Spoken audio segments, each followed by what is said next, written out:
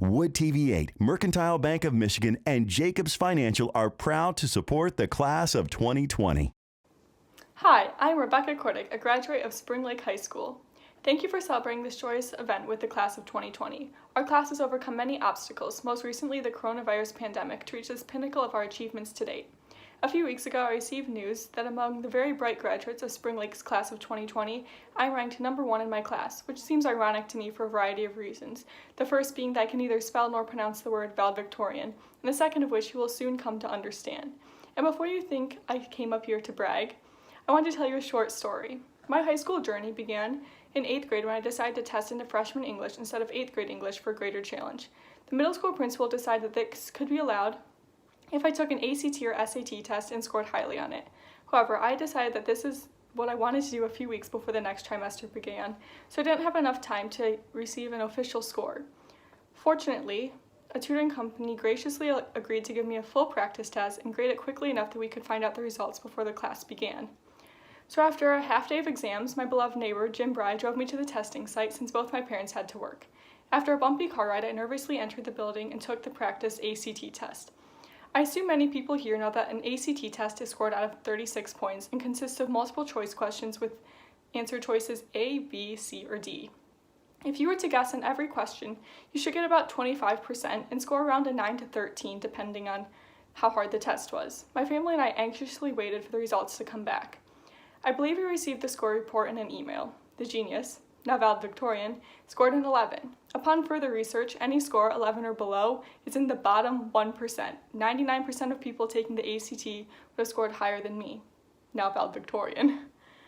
I could have guessed and scored higher than that. In fact, an 11 is so bad it seemed that I was intentionally trying to answer incorrectly. That night, my mom and the middle school principal discussed the results and my past performances and pondered what to do. How could I let a student with a score of an 11 into a high school class and expect her to succeed?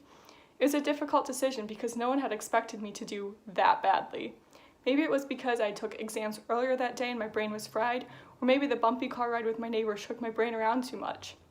Why could I score so well on every other standardized test and perform so well in my English classes, but score worse than a monkey on this practice ACT?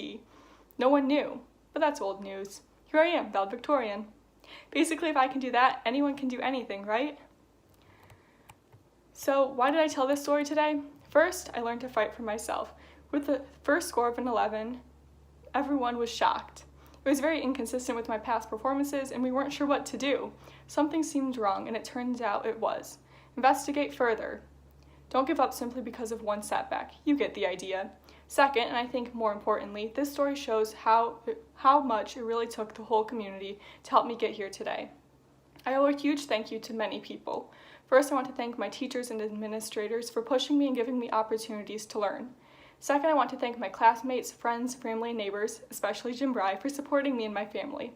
Lastly, I want to thank my parents for providing me with a safe home life, food to eat, a bed to sleep in, and for always standing behind me even when I scored an 11 on my first ACT test, and again when I forgot to bring my ID to my first SAT test, even when they asked me if I brought it 100 times. But that's a story for a different day. Without the support of so many people in my life, I would certainly not be here giving this speech today. Thank you all. Well, yeah, and if you're curious as to what happened with me taking freshman English in 8th grade, we received a call the next day that said they had just switched to a new test and had forgotten to change the answer key. When they rescored with the correct answer key, I scored in the 20s, which was high enough for me to take freshman English. So go forth, fellow graduates, and everyone listening to this today, boldly and bravely. Laugh at your mistakes and mishaps, be kind to everyone, thank those who help you. Remember, if I can score an 11 on the ACT and become valedictorian, and we can all survive the pandemic of 2020, then the sky is truly the limit on what the class of 2020 can achieve. Thank you, and go Lakers.